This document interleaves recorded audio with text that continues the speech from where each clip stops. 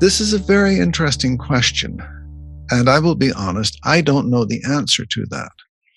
I have learned that in the last few years, possibly COVID had something to do with this, and certainly travel had something to do with it. Uh, More than one Tibetan teacher has taken to recording an empowerment ceremony, and people can watch the empowerment ceremony, the video of the empowerment ceremony, which often includes some explanation, and that is regarded as receiving the empowerment. Hmm. And I'm going, that's very interesting, because when I was studying with Kalu Rinpoche back in the 70s, we would just say, no, that doesn't work at all. But when you look at what the essence of empowerment is, uh, and I'm going to say here that the essence of empowerment is the planting of a seed of experience in the stream of awareness of the student.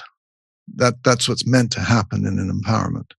And it can be implanted by a ritual, it can be planted energetically, I think it could be planted emotionally.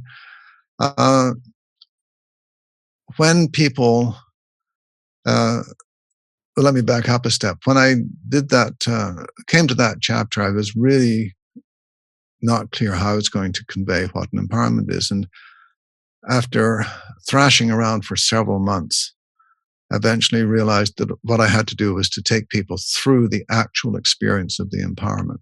And that's how I wrote that chapter. Mhm. And several people have said that they've had a very powerful experience. It's opened up something from them, because my writing was such that it elicited that kind of experience, which I was very glad to hear. But to me, there's probably more engagement of the student's attention in reading through that and letting that come in than in watching a video. So if watching a video is a valid form of empowerment, then I'm tentatively coming to the conclusion that reading that chapter and letting that experience really soak into you, and so that you feel it, could also be regarded as a valid form of empowerment. Right. So it's not necessarily the energy when you're present with somebody. That I always thought that that was part of it, that you're in the presence of someone who is offering that empowerment, but it's more about the process of your Well, development. in the chapter on empowerment, at the end of the chapter, I go through a whole different, about 6 or 7 different ways that this seed of experience can be implanted. It can be implanted energetically. Mm. And for a lot of people, empowerment is about making connection with a teacher. And so that becomes very important in that context. Mhm. But it's also about having some experience of opening so that you know what you're doing in deity practice, that there's some seed to work with, which you may or may not be aware was planted. Mhm. So it gets a little tricky. Uh, so it's it's all, there are all of these dimensions, and I'm not advocating that people just read the book and don't forget about having a teacher, because I don't think that works very well. I mean, you're a musician, you know how important it is to have someone who shows you actually how to do things and shows you what is possible.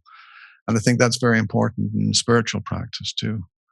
So Yeah. it's not about replacing a teacher, but I think there may be other ways in which people can uh, have the experiences that they need in order to make their practice fruitful.